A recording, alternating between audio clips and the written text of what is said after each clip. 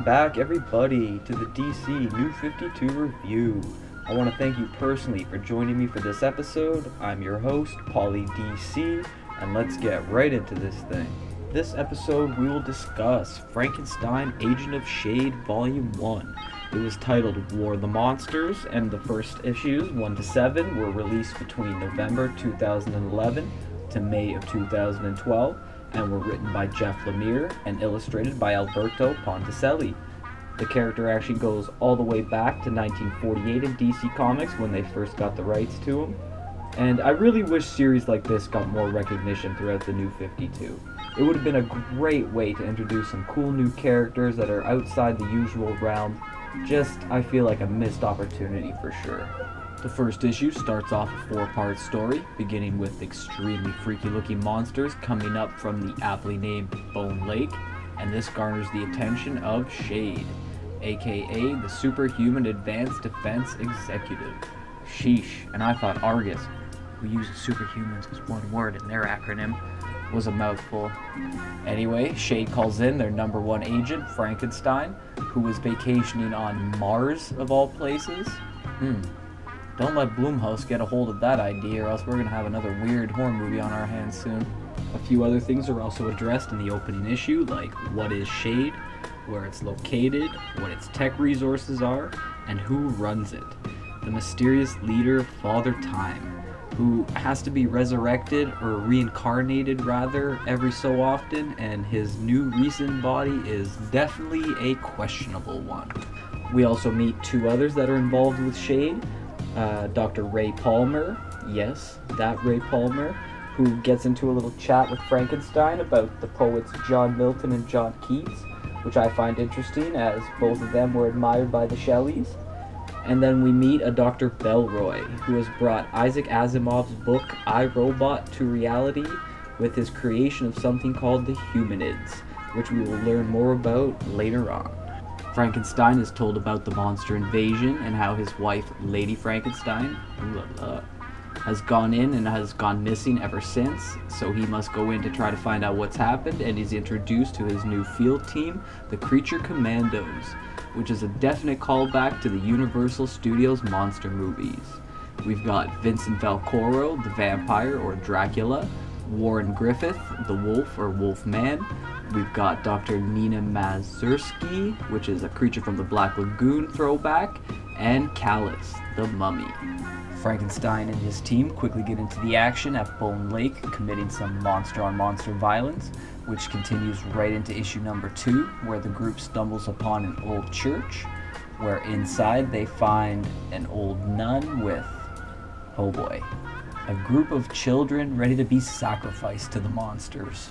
So Frank shows that he's got lots of beliefs towards equal rights, even when it comes to beatings, and as the monster invasion worsens, equipment is set up around Bone Lake to contain them, and the Creature Commandos team splits off looking for answers. Dr. Mazursky and Frankenstein go diving into Bone Lake itself, and while they do, she explains her origin story, which, when explored a little deeper, really made me think they were setting up some kind of relationship between her and Frankenstein, since it's already stated that he's estranged from Lady F, only to find out that Miss Mazursky is also a mad scientist similar to Dr. Frankenstein, which I thought would have been really interesting. Frankie and Dr. Mazursky do eventually get some answers about the monsters from Bone Lake in rather grotesque manner, which leads into Dr. Belroy getting cracking on building some kind of contraption called the Egg, which ends up being a form of transportation that is needed to travel to the monster realm, where the team eventually finds Lady F among countless amount of monsters in a drawing that probably left the artist looking pretty monstrous as well. Issue number 3 starts off with a lot of monster blood and guts flying all over the place, but to no avail, so Callus uses a little bit of Deus Ex Mamica to save the group, but he's out of the fight for the rest of the issue, which climaxes with Frank killing one of 3 Titan monsters, some kind of big old spider, and then the team decides to split up again due to a time restraint and 2 other monster titans still being out there. But not before Valcoro shows some arousement towards Lady F, but she's definitely not into it and seems to be more into Griffith. Yikes. Also, as the issue ends, Shade's psychics get a message from a planet inside the monster realm, claiming that it's a living entity and that it's been hijacked by the monsters themselves. In issue number 4, the hijacked living alien planet's background is deduced, so Shade gets out the big toys. Box. Toy box.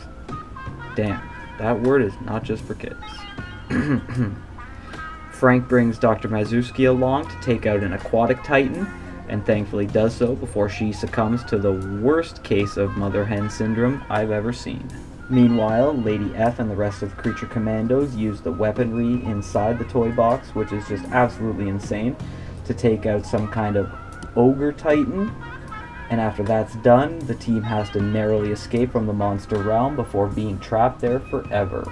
Overall, a great opening story for the content that's targeted, and it was an excellent way to get the series going. Issue number 5 picks up with Frankenstein in, for some reason, Tibet, killing, for some reason, mountain dwarfs, and why, I don't know, and I don't care. But he's then called into action due to Shade doing some interagency work with Checkmate, run by Maxwell Lord. This interaction then leads into a crossover event with OMAC, which was a clear way to try and get some readers to pick up some new titles. And since both characters are involved pretty prevalently, I'm going to kind of just glaze over this issue and get into how when both powerhouses are doing battle, the controller of OMAC, the sentient AI satellite, Brother Eye, tries to infiltrate Shade, while Belroy and Father Time try to do the same thing to it. But the engagements between each side's fighter and overseers seem to end in stalemates until OMAC teleports away, taking a piece of Frank with him, resulting in a scene with Dr. Mazurski telling him she can uncover certain parts of his creation, which if I were him, I sure as shit wouldn't want to know. Thanks to the crossover event with OMAC, issue 6 begins with the over 8,000 humanids that are meant to uphold Shade City begin to gain self-awareness, and thanks to Brother Eye, rebel. One of the first things they do is unlock the Zoo, Shade's special prison housing all sorts of things of varying degree, who in turn begin to run loose and immediately grab Lady F and Dr. Mazurski after they go to look into things. During all that, Frankenstein and the creature commandos are in Vietnam to assassinate a powerful metahuman known as Colonel Quantum, which ties into Frank's history of over 100 years of life. Colonel Quantum has powers similar to that of Captain Atom, and his backstory involves the Vietnam War, which both he and Frank were a part of. And in flashbacks, in one panel, there's an excellent homage to Dr. Manhattan from Watchmen. By the end of the mission, which gets kinda gross at one point, Frank and his team are successful in taking down Quantum, but have no time to dawdle as they are called back into action due to the invasion at Shade. And the escaped zoo prisoners, which end up being the original creature commandos, as they'd like to be called, aka Dr. Mazurski's first attempts at creating life. Oh boy. The last issue in the book, number 7, has Frank and his team returning to Shade and immediately dispatching of the many humanids so they can save the humans inside, or inhabitants. But it turned out no one needed saving after all. Lady Frankenstein, who when seen in this issue clearly got the chest of a very voluptuous woman in her creation, kills all but one of the escaped monster creature commando things. Ray Palmer ends up using his Atom powers, even though he's wearing a lab coat, to break free from the humanids with some help from Father Time. And either of them could have done what Frank ends up doing and shutting down the humanoid creating machine. But whatever, I guess it was just a good excuse to show Valcoro and Griffith using some wacky weapons they found from Shade's artillery room. Our motley crew of monsters aren't out of danger yet though, as the last remaining original creature commando sneaks up on them and lops off Callus's head before pretty much losing his own. And that's when Father Time decides it's a good moment to tell the Frankenstein couple that their son also escaped the zoo, which just begs all kinds of questions that I definitely cannot discuss here on this channel. Alright, all in all, I think this was a great addition to the macabre genre series throughout the New 52. Others like iVampire and Demon Knights were really up against it in terms of bringing in and keeping in an audience.